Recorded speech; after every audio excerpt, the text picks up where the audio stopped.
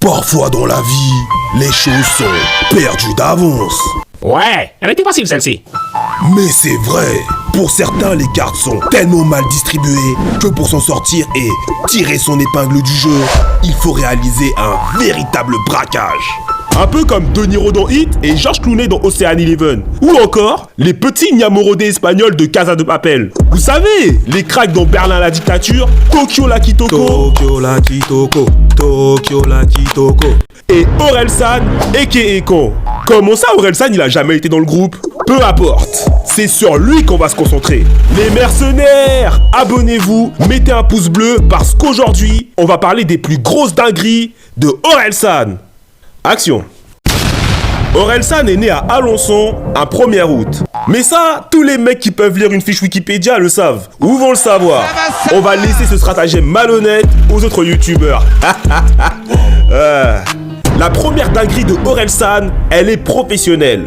Avant d'être l'artiste à succès qu'on connaît, le jeune Aurel était veilleur de nuit. Non, rien à voir avec Batman ou les Watchmen. En réalité, le rappeur ne vivait pas encore de sa musique et devait charbonner pour subvenir à ses besoins. Certes, il profitait de ce travail pour griffonner ses textes, mais cela faisait déjà 3 ans que la bise fut venue. Et au lieu d'aller crier famine chez la fourmi sa voisine, il eut cette pensée décisive.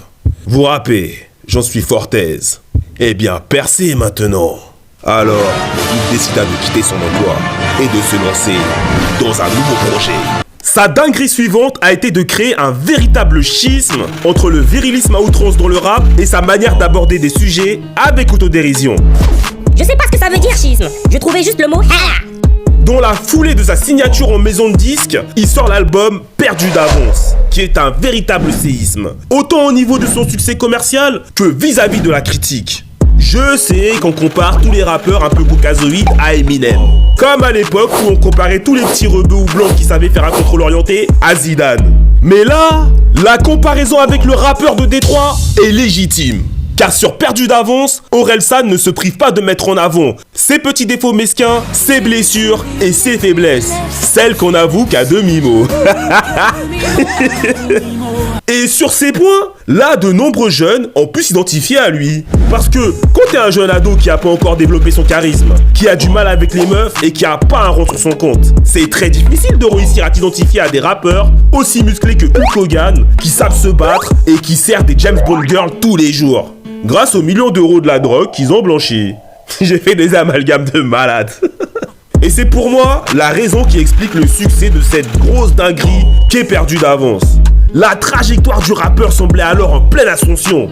Jusqu'à la dinguerie suivante. Vous savez, j'aime bien prendre l'accent à Morgan Freeman quand je fais des flashbacks et que je retourne dans le passé. Et là, on va être dans la rétrospective. Bien avant le succès de son premier album, Orelsan n'était pas juste un jeune rappeur qui utilisait des références manga dont il est fan dans ses textes. Il lui arrivait aussi d'être borderline. Il avait déjà joué avec la limite du hors-jeu comme Alvaro Morata quand il avait posté le clip Saint-Valentin. Et aussi comme Kentaro Miura quand il dessine Berserk. Mouf! Un morceau et un clip assez extravagant, mais ça restait des taquineries de jeunes gamins turbulents. Sauf que la société évolue et le passé nous rattrape, comme John Marston dans Red Dead Redemption. Le jeune Nukenin a dû en découdre judiciairement avec des associations féministes qui ont déterré son morceau Sale ainsi qu'un best-of de ses meilleures punchlines misogyno outrageuses. Elles ont fait un retour vers le futur jusqu'en 2008 dans le but d'affirmer encore plus leur combat contre les violences faites aux femmes. D'après elles, ce titre inciterait à goudronner la jante féminine.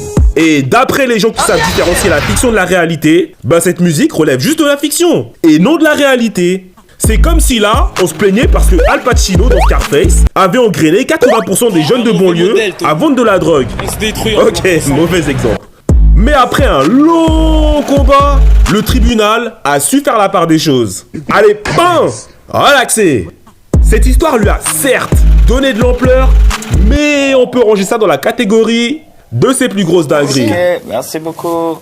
Là, on va prendre un ton un peu plus solennel pour parler de la dinguerie suivante, qui va définitivement l'ancrer dans le sol du rap français, et même plus, du paysage audiovisuel tout entier.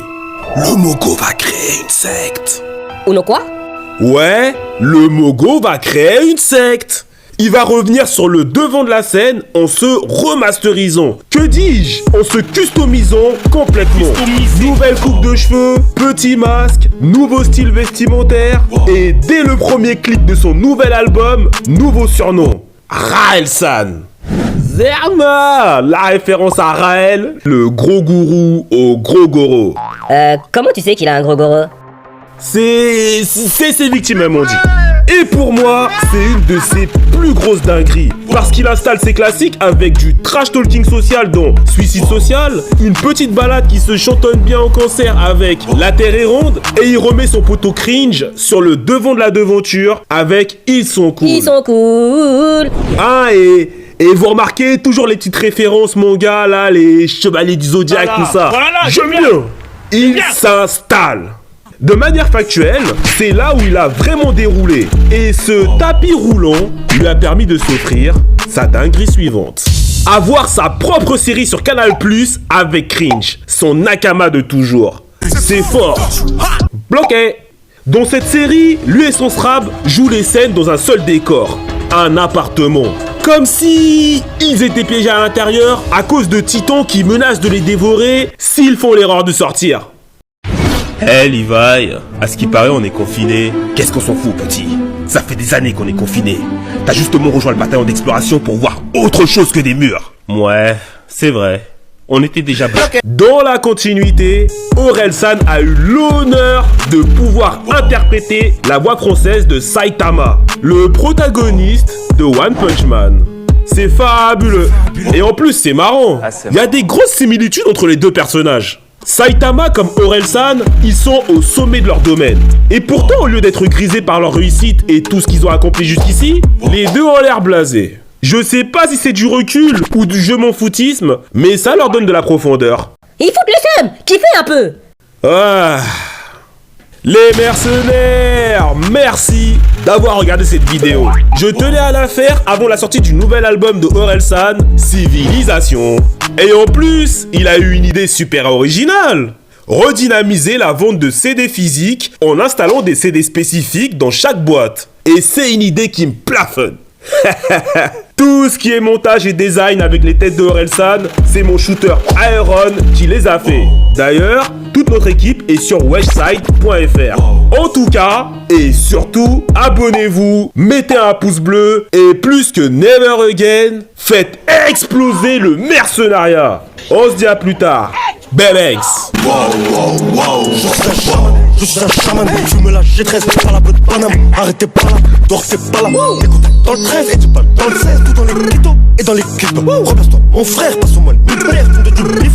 Là tu m'esquives, je suis pas en galère, mais ça fout les nerfs. Ok, j'entre chez ta mère sans toquer. Je vais pas me taper pour la fête, ou fumer la moquette dans la chaussette, et revendre la zipette dans la puissette. Beaucoup que je regrette de casse-tête, mais faut l'avouer, moi je joue un casse-tête. Tu me dis oui ou non, mais y a pas de peut-être, non y a pas de peut-être.